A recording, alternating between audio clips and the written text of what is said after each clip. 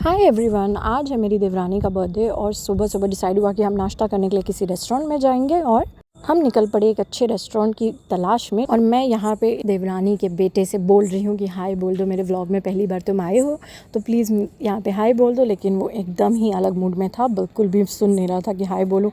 फिर उसकी मम्मी ने उसे कन्विंस किया हाय बोलने के लिए और फाइनली उसने हाय बोला सबको। अच्छा बाय कर दो, बाय कर दो, बाय कर दो, बाय कर दो, बाय कर दो, हाँ हाथ से कर दो, बाय बाय।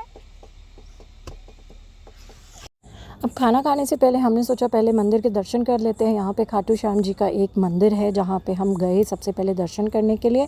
ये नीमराना में ही स्थित है, छोटा सा मंदिर है एक उनका। लेकिन यहाँ पे बहुत सारी तैयारी चल रही थी, आप देख सकते हो कितने सारे फूल पड़े थे यहाँ पे, क्योंकि यहाँ कल 10 मार्च को हो रहा है भंडारा।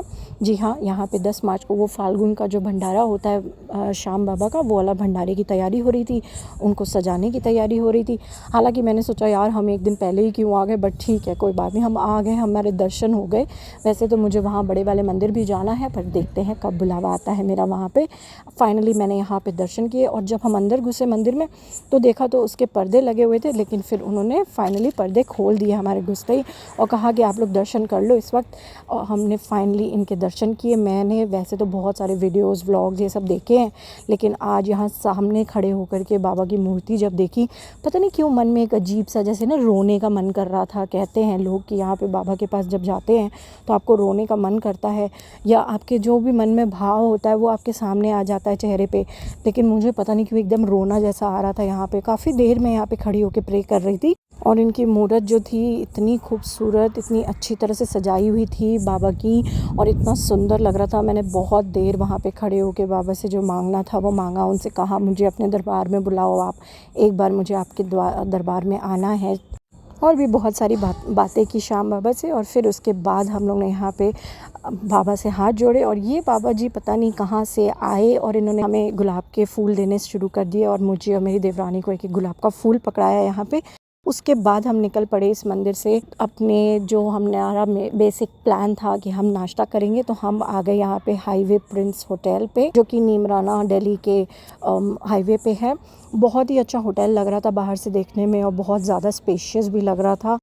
लेकिन इतनी ही देर में जब तक मैं व्लॉग बना रही थी मैंने देखा यहाँ पे ये दोनों जो हैं मेरे हस्बैंड और मेरा देवर यहाँ पे झूला झूलने चालू हो गए। यहाँ पे मेरी देवरानी आई थी अपने बेटे को झूला झुलाने के लिए और ये दोनों जो है सावन वाला झूला पकड़ के और झूलना चालू कर दिए। अब देखिए इनको तो बड़ी मज़ा आ रही थी। फिर हमने इनसे कहा हटो भाई, हमें झूलने दो थोड़ी देर। फिर हमने थोड़ी देर झूला झूला यहाँ पे, हमें बहुत मज़ा आ रही थी, लेकिन फिर अच्छी हवा भी चल रही थी।